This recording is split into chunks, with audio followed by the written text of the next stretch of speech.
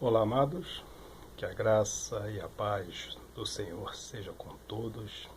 A Ele é o Senhor, somente a Ele toda a honra, toda a glória e todo louvor, porque somente Ele é digno de receber louvor.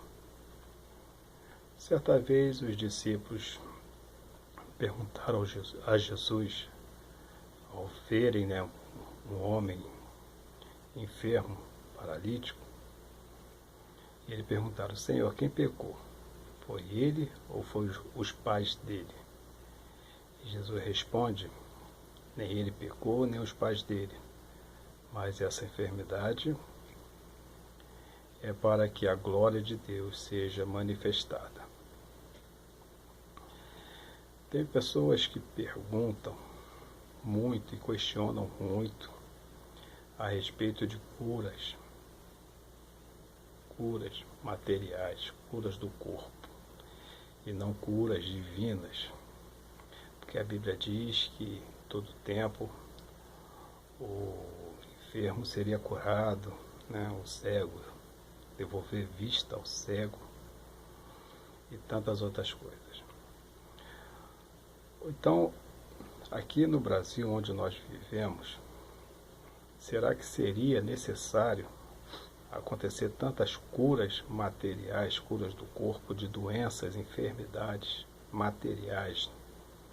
Seria necessário acontecer tanto isso?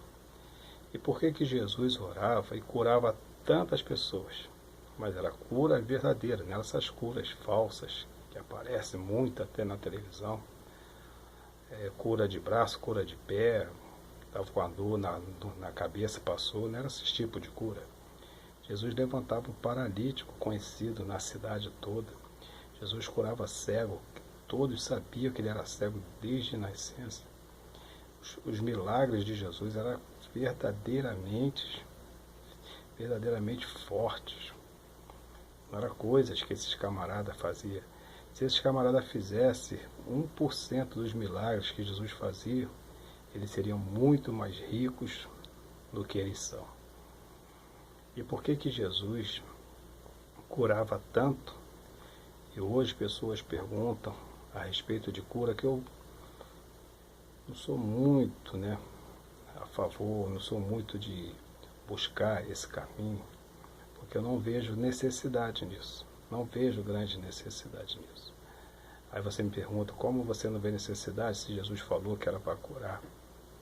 E o que Jesus falou que era para curar? O que a palavra de Deus diz para curar?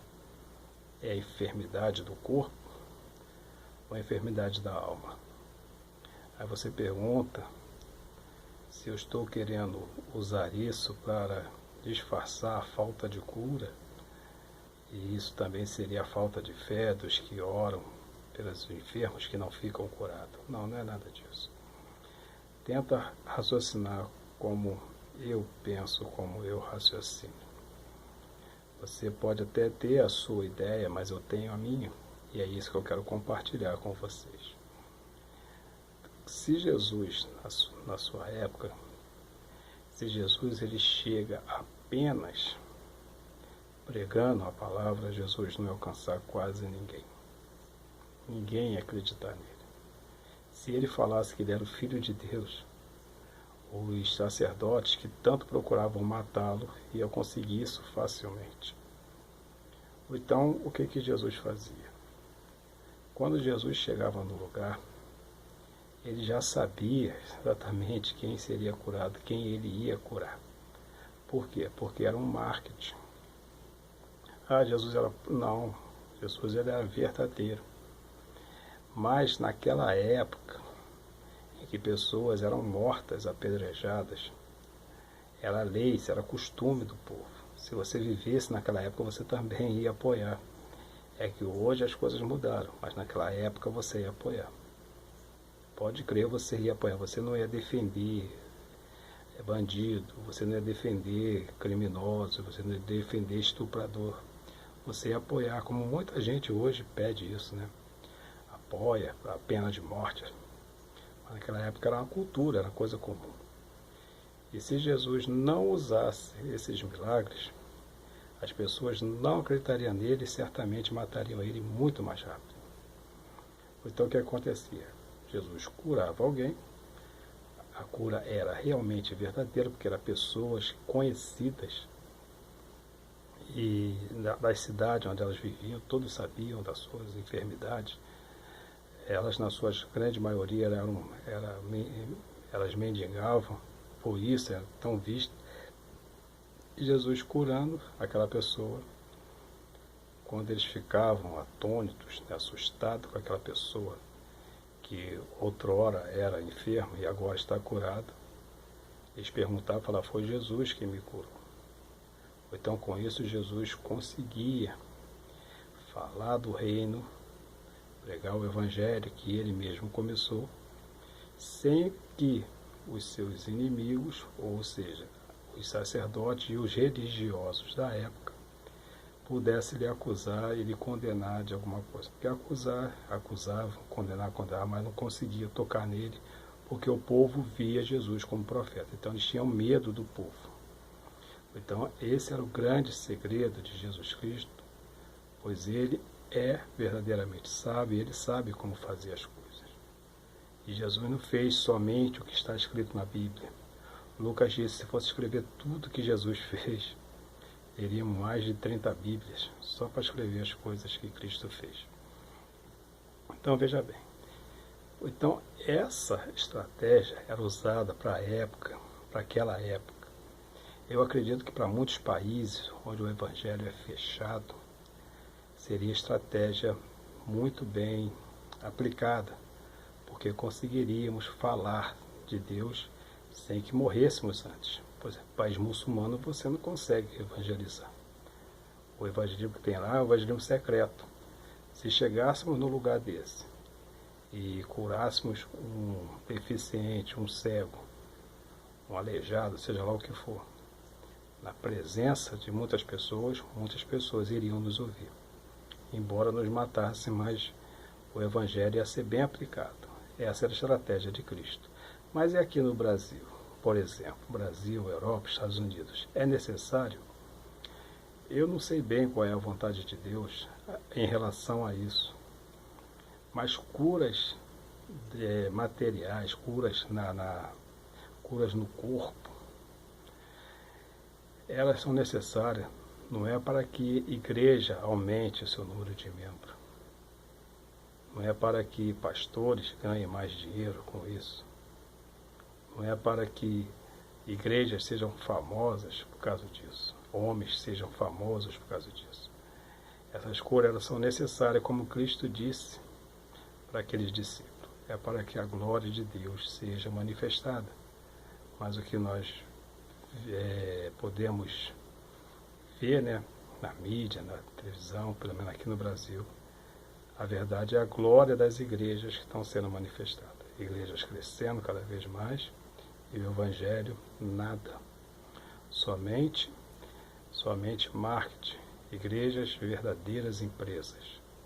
Então é necessário, eu entendo que no Brasil, onde nós vivemos, onde o evangelho é bem conhecido, embora não seja bem absorvido, porque não é bem pregado,